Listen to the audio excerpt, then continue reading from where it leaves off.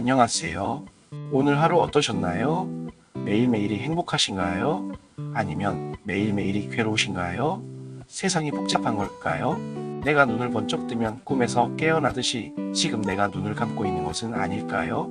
오늘 법륜 스님의 저서 지금 여기 깨어있기라는 책을 소개해드립니다. 지금 여기 깨어있기. 법륜 스님. 죽을 때까지 애써도 해결 못하는 깨달음이 아니라 찬박에 깨달으면 나머지 인생은 자유롭게 살 수 있습니다. 죽을 때까지 수행해서 죽기 전에야 깨닫는 것이 목표가 되면 안 됩니다. 먼저 이치를 깨닫고 나머지 인생도 행복하게 살아야 합니다. 우리들의 행동은 길들여진 습관일 뿐입니다. 어디로 와서 어디로 가는지도 모르는 놈이 바쁘기는 왜 바빠? 우리들의 인생살이가 복잡한 것은 무지로 인한 번뇌 때문입니다. 벽돌을 간다고 어떻게 거울이 됩니까? 좌선한다고 어떻게 성불하는고? 소가 수레를 끌고 가다가 수레가 멈추면 소를 때려야 하느냐?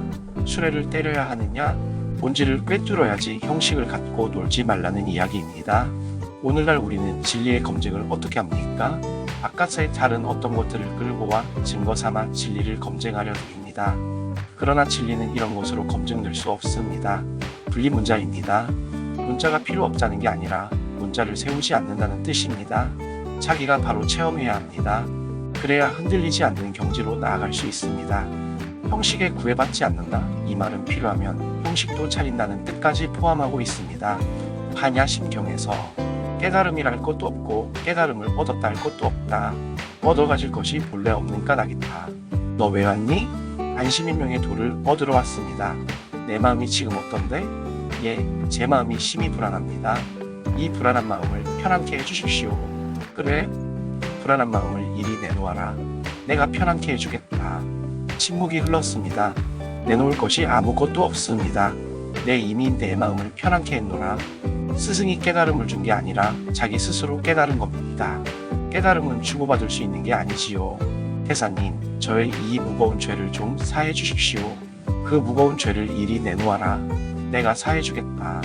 이게 바로 스승이 하는 일이에요. 눈길을 내 안으로 돌려주는 겁니다. 내놓을 게 없습니다. 이미 내 죄를 다 사했노라. 살다 보면 힘들고 괴로울 때가 있습니다. 그럴 때 마냥 헤매지 말고 자기 번뇌를 꿰뚫어 보아야 합니다. 악몽에 시달리고 있으니 빨리 꿈을 깨야지요. 불교는 사주팔자를 따라서 살아가는 것이 아니라 사주팔자를 고치는 것입니다. 중생의 운명, 그 얽매임에서 벗어나 해탈하는 부처의 세계로 가는 것이 수행입니다. 부모는 자식이 오직 안전하기만을 바라기 때문에 자식을 해탈시키지 못합니다. 명세기 중인데 어떻게 부처님을 불에 뗄 수가 있느냐? 살이 찾으려고요. 이놈아, 목불에 무슨 살이가 있냐? 그럼 마저 갖다 떼야겠네요. 이것이 깨달음입니다. 왜 부처를 불에 떼는가? 그것이 부처라면 사리가 나와야지. 나무 토막에서 어떻게 사리가 나오겠냐? 그럼 그것은 부처가 아니고 나무 토막이지 않느냐? 이것이 목불에 무슨 사리가 있는가? 라고 하는 유명한 화두입니다. 스승님들의 깨달음의 71대목이지요. 취했을 때 취한 줄 아는 사람은 아직 덜 취한 사람이고, 취했을 때 취한 줄 모르는 사람은 많이 취한 사람이에요. 이 세상은 누가 만들었습니까? 창조주 하나님께서 만드셨습니다. 아, 그래요. 그 하나님은 누가 만들었습니까? 그분은 본래부터 계셨습니다. 아니, 아까 본래부터 있었던 건 없다고 자기 입으로 말했잖아요. 하나님은 누가 만들었어요? 다른 사람들에게 안 들리게 청년의 귀에다가 대고 이렇게 속삭였지요. 자네가 만들었지? 불교에서는 이 세상을 누가 창조했다고 합니까? 라는 질문을 받고, 모래로 팝을 하면 몇 시간 만에 됩니까? 라고 되물었을 때 현명한 사람은 바로 알아듣습니다. 애초에 질문이 잘못되었으니까요. 누가 창조했느냐는 질문도 그와 같습니다. 대부분 누구에 대해 대답을 하려 듭니다. 그런데 이 질문 속에는 이 세상은 창조되었다는 게 전제되어 있습니다. 모래로 팝을 하면 몇 시간 만에 되겠냐는 질문 속에도 모래로 팝을 지울 수 있다는 게 전제되어 있어요. 그런데 그 전제는 잘못된 전제입니다. 질문 자체가 잘못된 전제 위에 있기 때문이니까요. 불법이라는 것은 자기의 생각에 사로잡히는 그 아상을 깨뜨려야 해탈합니다.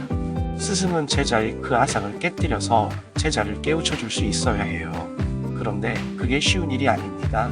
잘못하다가 덧나면 철천지원수가 되기 쉽습니다.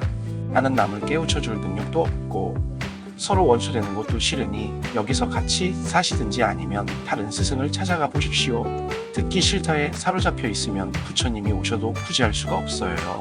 하늘에서 비가 내리는데 바가지를 들고 물을 받으면 바가지 크기에 따라 많이 받기도 하고 적게 받기도 하지요. 그런데 하루 종일 바가지를 들고 비 오는데 서 있어도 옷만 다 젖지물이라고는 한 방울도 못 받는 사람이 있어요. 바가지를 거꾸로 들고 있는 사람입니다. 그 사람들은 안다병, 모른다병에 걸린 사람입니다. 듣기 싫다에 사로잡혀 있는 사람, 자기 생각에 사로잡혀 있는 사람이에요. 깨달으려면 이렇게 아니요 하려고 할 때 한번 팍 뒤집어서 예라고 해버려야 합니다. 절대로 저것은 아니야. 이 생각이 딱 들 때 공부하는 사람은 한번 확 뒤집어서 예라고 해버려야 해요. 이것이 백척간두 진일보입니다. 한 발 나가면 나가 떨어져 죽을 것 같아. 이것만큼은 절대 안 된다. 도저히 여기까지 밖에 안 되겠다 할 때 팔을 딱 내디뎌 버려야 합니다. 앞을 가로막는 관문을 치고 나가야 삶이 자유로워집니다. 어둡기는 어둡지만 이것이 정말로 불이 없어 어두운지 내가 지금 눈을 감아서 어두운지 구분할 줄은 알아야 합니다. 내가 눈을 감았는지도 모르겠다고 돌아볼 수 있어야 합니다. 그래야 그 다음 단계인 눈 뜨는 단계로 갈 수 있어요. 다 자기 생각입니다. 자기 생각에 옳은 것은 죽음도 두려워하지 않지만 자기 생각에 틀린 것은 부처님 말씀도 듣지 않습니다. 이게 아상입니다. 자기가 눈 뜨는 게 중요합니다. 불을 밝히는 것이 아니라 눈 뜨는 것이 중요해요. 다른 말로 하면 자신에게 사로잡힌 상태에서 벗어나야 합니다. 아상에서 벗어나야만 부처님이 보여요. 결혼해서 살다가 남편이 마음에 안 들어서 이혼해버릴까? 하고 생각하는 사람들 많지요. 그런데 남편이 어떤 여자와 바람 피웠다고 하면 잘됐다고 기뻐할 사람이 없습니다. 당장 달려가서 내 남자 내놓으라고 죽기 살기로 싸워요. 이렇게 우리는 늘 모순 속에 살지만 그걸 보지 못합니다. 안으로 봐야 이게 보이는데 밖을 보기 때문에 절대로 안 보여요. 자기가 다 결정해놓고 와서 묻지 제 말을 듣고 따르는 사람은 거의 없습니다. 이 점을 알면 상담이 굉장히 쉬워집니다. 이미 스스로 다 결정해서 왔기 때문에 저는 그 결정에 동의만 해주면 됩니다. 다만 그 동의를 너무 거침없이 한 번에 해줘 버리니까 서운한 거예요. 20대 80만 되어도 제게 물으러 오지 않습니다. 혼자서 척척 결정합니다. 물으러 오는 사람은 거의 49대 51, 48대 52 이런 사람이에요. 어차피 자기 식대로 하는 거니까요. 그런데도 굳이 찾아와서 묻는 것은 책임을 나누고 싶은 속셈이에요. 나중에 스님이 하라고 했잖아요. 이러려고요. 결국은 모두 심리적 위안의 문제입니다. 스님이라도 자기 편으로 끌어들여야 그 결정에 위안이 좀 되는 겁니다. 그래서 남의 인생에 간섭하지 말라고 하는 거지요. 자기 생각에 꽉 잡혀 있으면 관세음보살과 3년을 살아도 알아보지 못하는데 어떻게 다른 사람을 깨우쳐 줄 수 있겠습니까? 달을 가리키는 손가락 끝을 보다가 비로소 달을 보듯이 글자 너머의 내용을 볼 수 있게 되었지요. 아상은 자기에게 사로잡히는 겁니다. 이 아상을 버리려면 지금 내가 일으키는 생각은 대부분 나의 주관적 생각이다. 그러니 적어도 고집은 하지 말아야 한다. 여기에서 출발해야 합니다. 그러면 눈은 못 뜨더라도 세상이 어둡다고 불 밝히라며 모함치지는 않게 됩니다. 어둡기는 어둡지만 이것이 정말로 불이 없어 어두운지 내가 눈을 안 뜬 건지 분간할 줄은 알아야 합니다. 조고각하, 지금 내의 발밑을 보라는 뜻입니다. 언제나 삶에서 부딪히는 일을 안으로 살펴야 해요. 타성적으로 보지 말고 새로이 돌아봐야 합니다. 안 믿어지면 안 믿으면 됩니다. 성냥불을 그을 때 성냥에 세게 확 그어야 불이 일지 슬금슬금 300번 문질러 봐야 무슨 소용이 있겠어요? 물에 빠져서 살려달라고 허우적대지 말고 물에 빠진 김에 진주조개를 주워오세요. 어차피 한 김에 깨칠 수 있는 기회를 찾아보세요. 원효도 해골바가지 물을 마셨다가 토했을 때 깨달을 수 있었습니다. 색 즉 시공, 공 즉 시색, 즉 제법이 다 공한 도리를 이루고 있기 때문입니다. 일체가 다 마음 가운데 있는데 그 마음이라는 것이 사실은 실체가 없다는 것이지요. 대승불교는 중생구 제사상에 대한 것입니다. 또 더럽고 깨끗함이 둘이 아니라는 불이사상, 곧 공사상이 핵심입니다. 마땅히 구제받아야 할 중생을 여기 두고 어디 가서 별도의 중생을 구제한다는 것인가? 대한대사의 말은 내가 여기 오면 안 되는데 하고 시비하는 마음을 일으키는 그것이 바로 중생이라는 뜻이었어요. 그런 내 마음을 지금 보라는 것입니다. 법성계에서 불수자성수연성 물이 그릇에 따라 모양을 바꾸듯이 스스로의 성품을 지키지 아니하고 인연을 따라 이루어집니다. 사사고의 법계. 첫 번째 세계는 더러움에 물드는 존재입니다. 두 번째 세계는 까마귀 노는 곳에 백노약하지 마라 물들지 않으려고 이 더러운 세계를 멀리 떠나버리는 단계입니다. 그래서 담을 쌓고 깨끗한 세계에서만 논일지요.